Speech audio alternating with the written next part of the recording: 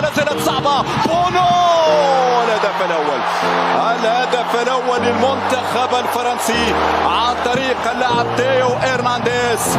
البداية الصعبة، خطأ هنا في التغطية، وتيو إرنانديز وحده من دون رقابة ينجح في هز الشباك المنتخب المغربي. هدف يأتي في اللحظات الأولى. هذا أصعب سيناريو في المباراة، أنك تستقبل هدف في الدقائق الأولى. هنا كانت البداية، كان حكيمي مبابي في عرض وسط الميدان. هذه كرة في الدار، هذه عندك يا أوناحي جول.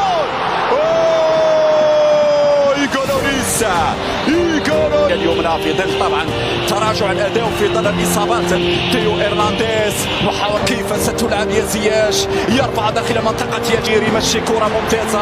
سفيان بوفال في الانطلاق، يلا يا سفيان، مرة الكرة زياش، ولكن بعد ذلك تتحول مباشرة إلى ضربة مرمى لفائدة المنتخب الفرنسي.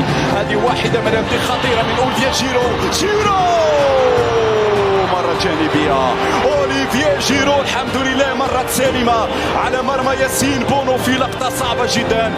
زياش يرفع في القائمة الثانية، ولكن يقولوا الروح الكبيرة عند اللاعبين الفرنسيين ينطلقون من الخلف حتى عن المرور. 1-2 بوفال، لا زالت مغربية ولكن الصافرة المكسيكية رغم ذلك ينجح في إبعادها. لا زالت مغربية في خطأ. الصافرة نعم تنصفنا.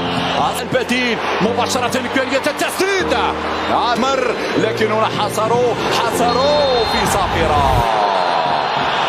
صافرة وسيكون هناك بطاقة صفراء.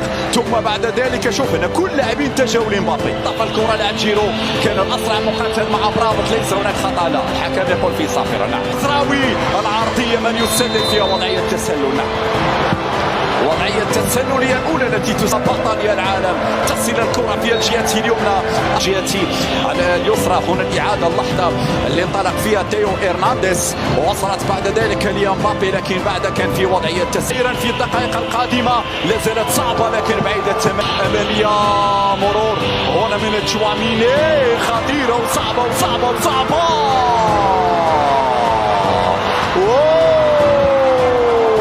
مرة جانبية. كم كنا محظوظين في هذه الكرة مشاهدينا الكرام، مشاهدينا الكرام. الكرة في الأمام، هذه كرة فرنسية، ليس هناك خطأ. مرابط في اتجاه جريزمان برافو اليامير. ورا القامة جريزمان في القائمة الأول مرة جانبية. رافائيل فاران اللي أمامية في اتجاه ديمبيلي، جيبها سليم أملاح. طالت الناحية حكيمي، انسلى حكيمي وفيها ركنية بعد ذلك تأتي بالفعل. يا زياش، بركاتك يا زياش في القائمة الأول، وزازت صعبة جول. خطيرة، لا زالت ميقاسية عالمية. جانبية. يا حسرة على ضياع هذه الكرة. أعطيها زياش وبالراس، لا زالت مغربية، يرفع كرة زياش. هذه عرضية بالراس، يقولون مع صافرة الحكم. نهاية الجولة الأولى بتقدم المنتخب الفرنسي، هدف مقابل لا شيء عن طريق في ملعب لوسيل. 1-0 مع نهاية شوط المباراة. تجاوز الخط فيها خطورة، تسديدة لا يغير كثيرا. الكرة تمشي للأمام، هذه صعبة. بونو يخرج في الوقت المناسب أمام كيليان مبابي. التقديرات في الخروج لازم تكون دقيقة. بونو ينجح في هذه صعبة، كرة عرضية. حكيمي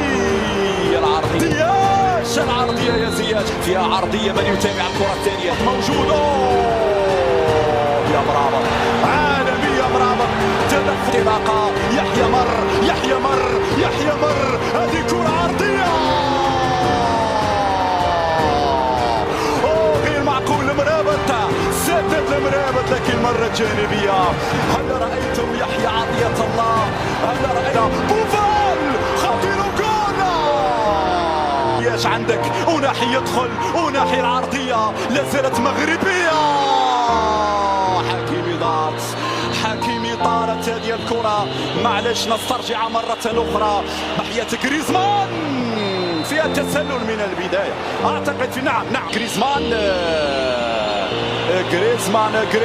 جريزمان وفيها ضربة حرة زياش باتجاه الانصراف العرضية من يتابع لها يحيى غطي فقط حكيمي هدوءك يا حكيمي يعني الشكل المغربي التحضير على المجال في منطقة الجزاء عندك يا يحيى يرفع يحيى عطية الله ولكن مرت عالية على بوخلال في متناول حارسي المرمى إيغو لوريس أو تورام والحكم ماذا يقول؟ في الخطأ صعبة يرفع دي كرة حكيمي ما يمرش حكيمي داري يرتكب المخالفة وبالتالي هذه صعبة ماركوس أو تورام مبابي وخطيرة وصعبة الهدف الثاني للمنتخب الفرنسي الهدف الثاني المصباحية كبير يطير